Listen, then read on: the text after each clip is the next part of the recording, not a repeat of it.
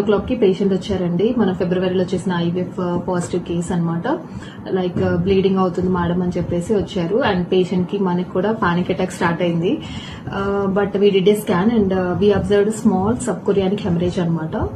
ఈ sub chorionic haemorrhage అంటే ఏంటంటే బేబీ యొక్క వాల్ కి, గెస్టేషనల్ సాక్ వాల్ కి అండ్ మదర్ యొక్క గర్భసంచి వాల్ కి మధ్యలో బ్లీడింగ్ అనేది ఉంటూ ఉంటుంది.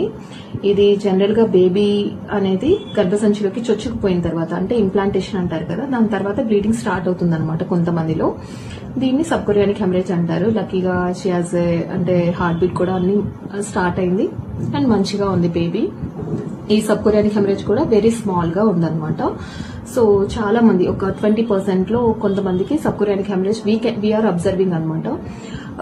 స్పెషల్లీ షీఈ్ ఐవీఎఫ్ పేషెంట్ కాబట్టి మనం తీసుకోవాల్సిన జాగ్రత్తలు ఏంటంటే ఫస్ట్ బ్లడ్ థిన్నర్స్ ని స్టాప్ చేయాలి అండ్ ఎక్కువ progesterone support injections and gels ఇవన్నీ ఎక్కువ పెట్టుకోవాలన్నమాట. అండ్ బ్లీడింగ్ స్టాప్ అవడానికి ఇంజెక్షన్స్ ఇస్తూ ఉంటాము.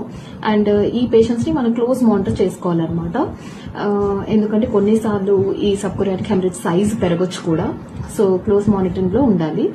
యాజ్ ఏ పేషెంట్ కింద కంప్లీట్ గా బెడ్ రెస్ట్ మనం అడ్వైజ్ చేస్తాము. బికాస్ ఆఫ్ ప్రీషియస్ ప్రెగ్నెన్సీ కూడా కదా, అందుకని బెడ్ రెస్ట్ తీసుకోవాలి. అండ్ సెక్షువల్ ఇంటర్ కోర్స్ అనేది అవాయిడ్ చేయాలి. అండ్ లాంగ్ జర్నీస్ కూడా అవాయిడ్ చేయాలన్నమాట పేషెంట్. అండ్ ఎప్పుడైనా ఇలానే పెయిన్ కానీ ఫ్రెష్ బ్లీడింగ్ కానీ ఎప్పుడైనా అబ్జర్వ్ చేస్తే వెంటనే ఏ టైంలో అయినా హాస్పిటల్కి రావాల్సి వస్తుంది. సో మోస్ట్లీ చాలా చిన్న సైజు ఉన్న సబ్ కొరియానిక్ హెమరేజ్ గురించి మనం వరి అవ్వాల్సిన పని లేదు. క్లోజ్ మానిటరింగ్ లో ఉంటూ అప్ టు 12 weeks వరకే ఉంటుంది కాబట్టి ఇది యాక్టివ్ గా అప్పటి వరకు క్లోజ్ మానిటరింగ్ లో ఉంటే డాక్టర్ మీకు బెస్ట్ అడ్వైస్ ఇస్తారు. దాన్ని మీరు ఫాలో అయ్యి దీన్ని మనం కంట్రోల్ చేసుకోవచ్చు. Thank you.